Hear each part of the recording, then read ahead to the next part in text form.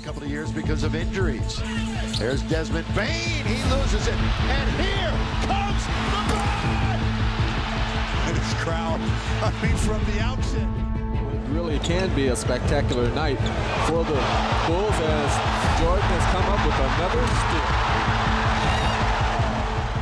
steal. 3 weeks ago, Isaiah Thomas, two-time NBA champion, Hall of Famer, the man who literally went to war with Michael Jordan for 6 straight years, sat down on national television and said something that broke the internet. He said LeBron James has officially passed Michael Jordan. Not tied him, not approached him. Now here's the thing. LeBron James sitting there, he holding every single basketball record. I mean, every single one of them. Isaiah Thomas hates Michael Jordan. He has hated him for 30 years. So maybe you dismiss what he said as sour grapes from an old rival. But then you look at the actual argument he made, and you realize something uncomfortable. He might not be wrong. This is the video where we settle it. Not with opinions, with history. Before we get into the argument, let's establish one ground rule. We are not picking a side. We are a history channel. Our job is to give you the facts, the context, and the complete picture, and let you decide. But we're going to go places this debate almost never goes, because most GOAT debates stay on the surface. 6 rings versus 4, 5 MVPs versus 4, 30 points per game versus 27, and everyone picks their number and goes home. That's not history. That's arithmetic. The real GOAT debate is about something deeper.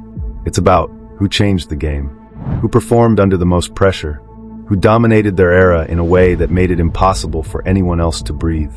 And when you ask those questions, the answers get a lot more complicated than the highlight reels suggest. Let's start with the argument that almost nobody talks about honestly. Let's start with LeBron, because his case is stronger than most MJ fans will admit. The numbers first. LeBron James is the all-time leading scorer in NBA history. Over 40,000 points. More than Kareem. More than Jordan. More than anyone who has ever played the game. He has appeared in 10 NBA Finals. Jordan appeared in 6, the Miami Heat and the Los Angeles Lakers. Jordan won all 6 of his with one team. Now here's the number that stops the argument cold for a lot of people. 2016. LeBron James averaged 29.7 points, 11.3 rebounds, and 8.9 assists over the final 3 games, and Thomas said that stopped people in their tracks, and he's right about this part. LeBron James is still playing, at 40 years old, in 2026, still competing at the highest level in professional basketball. Michael Jordan retired at 40, and was never the same player he was in his prime. LeBron at 40 is still a force. Longevity, breadth of accomplishment, historical scoring records. On paper, LeBron's resume is arguably the most complete in NBA history. So why does Jordan still win the argument for most people? Because there is something Michael Jordan did that LeBron James has never done. He never lost. Let me say that again so it lands correctly. Michael Jordan appeared in 6 NBA Finals. He won all 6. He was named Finals MVP all 6 times. Not once, not a single time, did Jordan reach the finals and lose. LeBron has been to 10 finals. He has lost 6 of them. Now LeBron fans will immediately say, that just means he got there more often. And they're not wrong. Getting to the finals 10 times is extraordinary. But here is the historical truth that this debate almost always skips over. Jordan's path to those 6 championships was not easy. It was the opposite. He spent 3 years being physically beaten and psychologically destroyed by the Detroit Pistons, a team that had a written defensive strategy specifically designed to injure him. He lost to them 3 straight years. He added 15 pounds of muscle. He changed his entire game. He studied their schemes. And then in 1991, he swept them. He then had to face the Utah Jazz twice in the finals, Karl Malone, John Stockton, one of the most respected organizations in NBA history, and beat them both times. His 1998 last shot, the steal off Malone, the dribble out, the push off on Brian Russell, the jumper with 5 seconds left, won the championship and remains the most iconic moment in finals history. 17 seconds from Game 7 or from championship number 6. Jordan, open, Chicago with the lead. Timeout Utah, 5.2 seconds left. Michael Jordan running on fumes with 45 points. And then there's this. Jordan averaged 33.45 points per game in the playoffs. For his entire career, that is the highest playoff scoring average in NBA history, and it has never been threatened. LeBron's playoff scoring average is 28.8. Outstanding. Historic. Not Jordan. But here is where the argument gets genuinely complicated, because both of these cases are legitimate. When Isaiah Thomas went on Run It Back in January and said LeBron has passed Jordan, the internet went insane. But most people didn't actually listen to his argument. They just reacted to the headline. So let's hear what he actually said, because the argument is more interesting than the soundbite. Thomas made 3 points. Y'all go back and say our era was the greatest. Oh, Michael Jordan was the greatest. Nobody could ever be greater than Michael Jordan, right? Okay, and then you turn around, but in your era, LeBron James sitting there, he holding every single basketball record. I mean, every single one of them. And you're looking at a Kevin Durant and you're looking at a Steph Curry, but then when y'all say who the greatest, y'all talk about the guy that gave you some shoes and, gave you some more bumps. First, LeBron has broken every major career statistical record Jordan held, including the all-time scoring record. Second, LeBron has performed at an elite level for 23 seasons, something Jordan never came close to. Longevity at that level has never been seen before in NBA history. Third, and this is the one that started the real fight, Thomas said Jordan's 6 championships have to be understood in the context of a 29-team league where the Bulls dominated a weaker Eastern Conference for most of the 1990s. Now that last point is where Jordan fans completely lose it. And they have a point, because you cannot just dismiss 6 championships, 6 finals MVPs, and a perfect finals record by saying the competition was weaker. Every player plays in the era they're given. But Thomas's broader point, that LeBron's body of work over 23 years deserves serious consideration, is not crazy. It's actually a legitimate historical argument. Here is where we land as a history channel. This debate does not have a clean answer, and anyone who tells you it does, on either side, is lying to you. Here's the argument that I think is the most honest one, and almost nobody makes it. Jordan and LeBron were not the same type of player. They were not trying to accomplish the same thing. Jordan was an assassin. His entire identity was built around one thing: winning. Not longevity. Not stats. Not legacy management. Winning. He looks,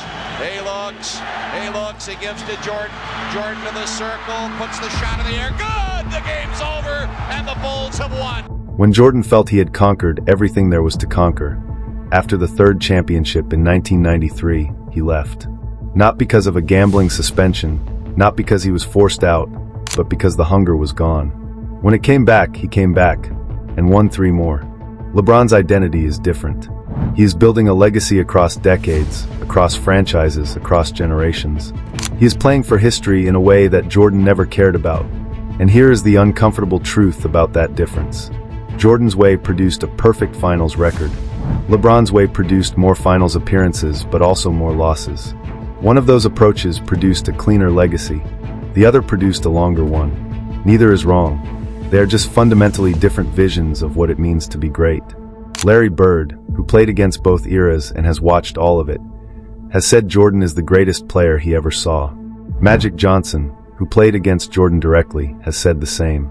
But Magic also said, after that Dream Team practice in Monaco in 1992, something that applies to both men equally. He said, "I've never seen anything like it. The greatness in that room was something I couldn't explain." He was talking about Jordan then. But if you watch LeBron at his peak, the 2016 Finals, the 2012 Finals MVP, the 2023 season where he became the all-time scorer at 38 years old, you would say the same thing about him. As a history channel, here is our verdict. And it might surprise you. Michael Jordan is the greatest player of his era. Definitively. Conclusively. Without debate. No player who competed against him in his prime would argue otherwise. Not Barkley. Not Ewing. Not Malone. Not Stockton. LeBron James is the greatest player of his era. Definitively. Conclusively. Without debate. No player who has competed against him in his prime would argue otherwise. Not Durant. Not Curry. Not Giannis. The reason this debate will never end is because we are trying to answer a question that cannot be answered. We are trying to compare players across completely different eras, different rules, different training, different competition structures, and different definitions of what it means to succeed. It is like asking whether Muhammad Ali was a better fighter than Mike Tyson. Both dominated their era completely. Both changed their sport forever. The answer is not Jordan. The answer is not LeBron. The answer is, we are lucky that both of them existed. But here is the one thing history does tell us clearly.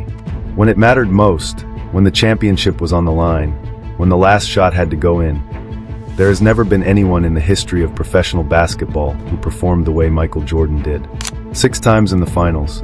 6 times he walked off the court as champion. That has never been matched. And the older that record gets, the more impossible it looks.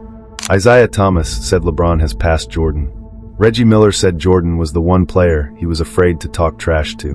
Magic Johnson said watching Jordan in that dream team practice changed his understanding of what a basketball player could be.